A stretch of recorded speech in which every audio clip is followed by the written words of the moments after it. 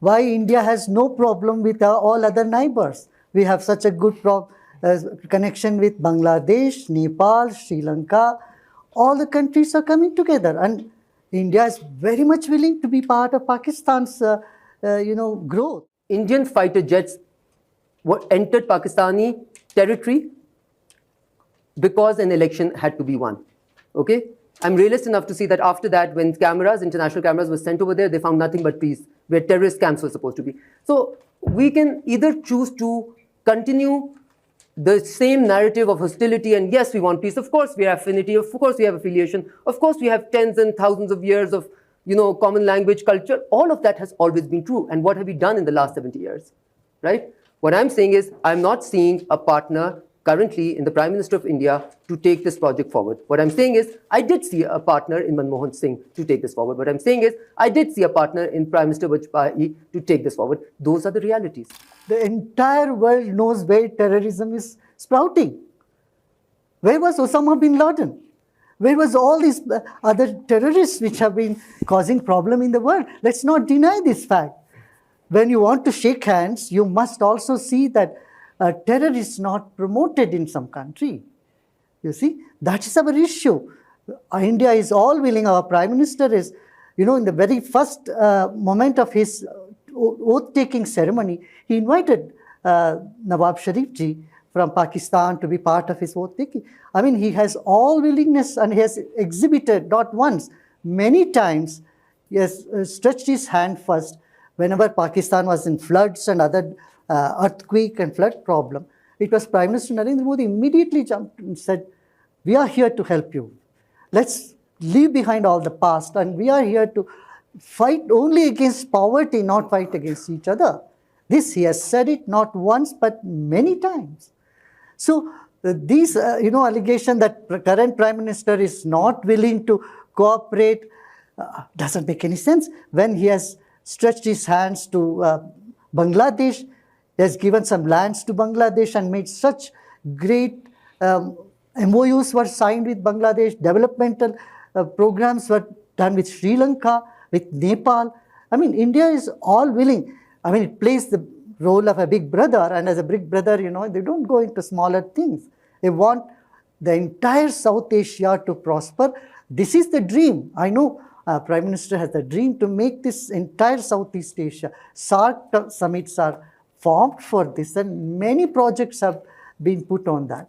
So you cannot say that Prime Minister would have done, this is not doing. I mean, this Prime Minister is really changed the whole scenario. I agree. Not just in the world, in India, but in the whole world.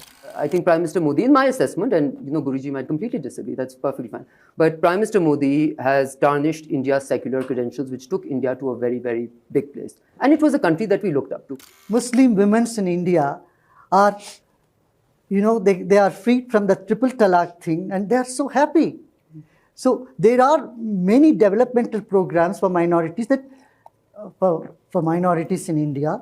It has tripled in the last couple of years. The benefits for minorities are tripled, and it's completely irrational to say from a government where their minorities are in great trouble. The minorities in Pakistan don't have the same rights as the minorities in India. How can someone say even that minorities are suffering in India? Whenever our Prime Minister spoke, he spoke about 138 million people. So he never said only 100 million people or 70 million people of this sect or that sect. He always included everyone. So Sabka Saath, Sabka Vikas is the slogan. I think that not just limits to India. It spans across the entire globe. This year we are having G20 meetings in which our main theme is Vasudhaiva Kutumbakam. We are one world family. Now let's put behind all blame games. Let's come together and see how our youth can be skilled better. See, South Asia has a lot of potential. The youth are very resilient. But what is lacking with us is skilling. Our youths are not skilled enough. So skill training, if we can all jointly do it, with all the countries of Southeast Asia, we can excel in the world. Whether it is field of science, art, industry and commerce, I think we have a lot to offer as a group. The Prime Minister Modi making it clear through Citizenship Amendment Act, through what they did in Kashmir, that this country is going to play host to Hindus, and this is going to be a land for the Hindus where their interests are promoted and Muslims are subjugated. You see that coming through articles which have been written in the New York Times, in Time magazine, everywhere else, and what you see is a lot of people within India talking about it. Madam, and showing this is the most ridiculous thing I have ever heard. As I said, see, you have not even seen what is CAA. And then you're commenting on CAA. CAA is that which says people, minorities who have lost their hope in their countries, when they come to India, we give them, we open our doors, we welcome them. That is what it is about, CAA about. It is nothing to do with the Muslims of India. This has been said so many times, so clearly by our Home Minister. The Indian Muslims don't have to worry about it at all. It doesn't concern them at all.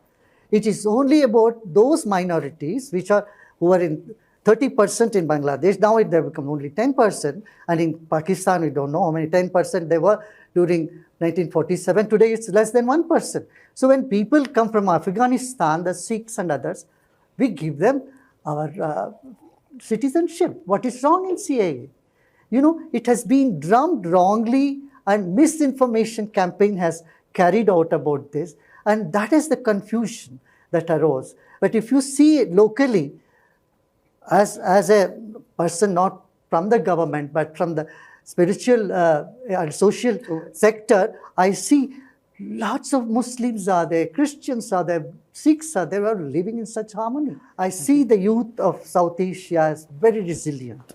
We have done many youth leadership training programs in Sri Lanka, in Bangladesh, also in Pakistan we used to do several years back. So I see the youths are looking forward for something new, and they are for peace. They are for, building trust, and that we need to keep doing. Never mind, even if it's collapsed in the past 10 times, but we can't just stay there. We have to move forward, and it may appear to be very rosy. I mean, you have to dream. You cannot say, oh, this is all just dream, it's not reality. Unless you conceive it as a dream, you will never move in that direction. But Shri, whether it's Dawood Ibrahim, Masood Azhar, Syed Salahuddin, the minister doesn't see those as being issues. And therefore, how do we find a way forward? She says, speak a different language. What is this different language if the reality that's writ very large on the wall isn't accepted as being real? That minister will have to answer that question. She has to say, she has to ponder on that. She has to see what is that each one of us have to improve on. What the leaders have to stand up and say. Because I think she intends very good. She says now we all have to move forward, and we have learned a lot of lessons that she has said, admitted, and we should leave behind that. Now we should move ahead. And it's very obvious for the whole world that there is something that needs to be done, especially with the younger generation. We can't rewrite the history. History is already there. Now, learning lessons and moving ahead and seeing the whole world as Vasudhaiva Kutumbakam, one world family, one humanity, and one progress for all. That's what we need. And the way forward is to unite people, not just go on notching into the past wounds and flaring it up and justifying things of the past.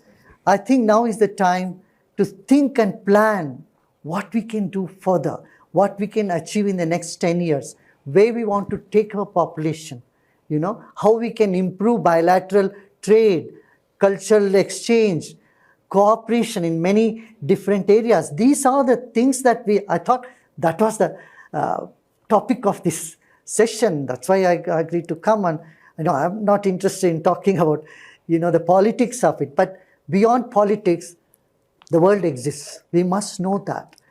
And there is economy, there is cultural exchange. Okay. These are things that we need to go ahead.